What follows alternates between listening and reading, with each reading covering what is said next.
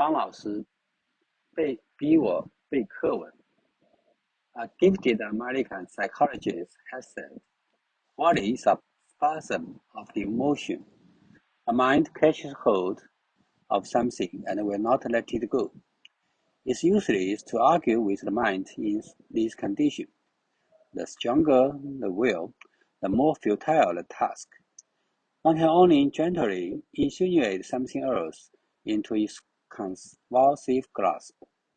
And if this something else is rightly chosen, if it is really attended by the illumination of another field of interest, gradually, and often quite swiftly, the old angel grip relaxes, and the process of recuperation and repair begins.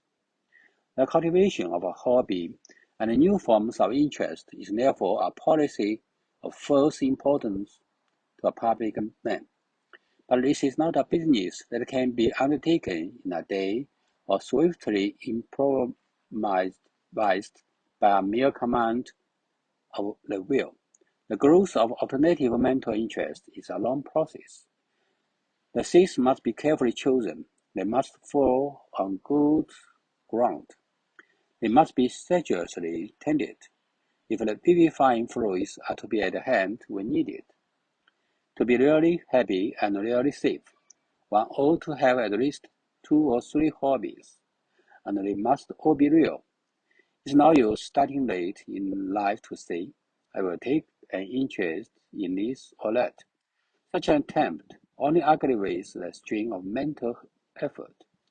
A man may acquire great knowledge of the topics unconnected with his daily work, and yet hardly get any benefit or relief.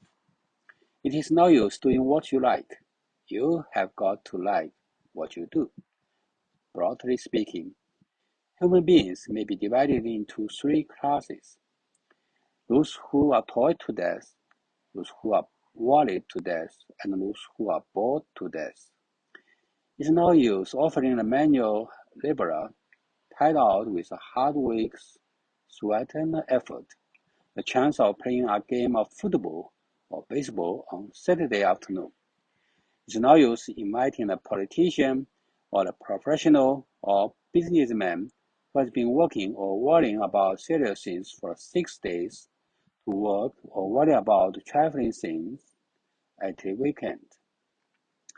As for the unfortunate people who can command everything they want, who can gratify every caprice, and lay their hands on almost every object of desire, for them a new pressure, a new excitement is only an additional situation.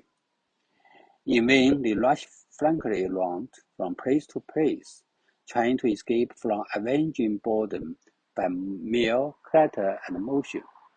For them, discipline in one form or another is the most hopeful path. It may also be said that the rational, industrious, useful human beings are divided into 2 classes.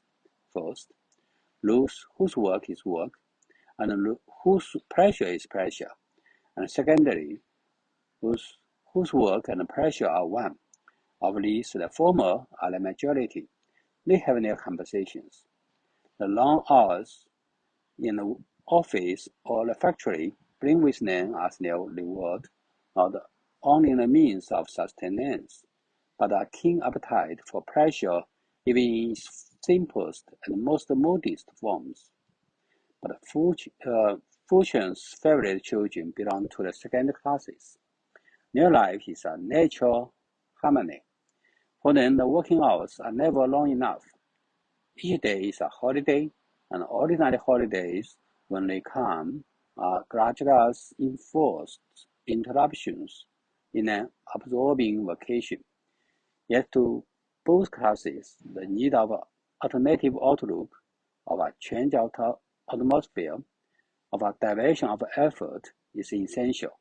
Indeed, it may well be that those whose work is their pleasure are those who most need the means of banishing it at intervals from their minds.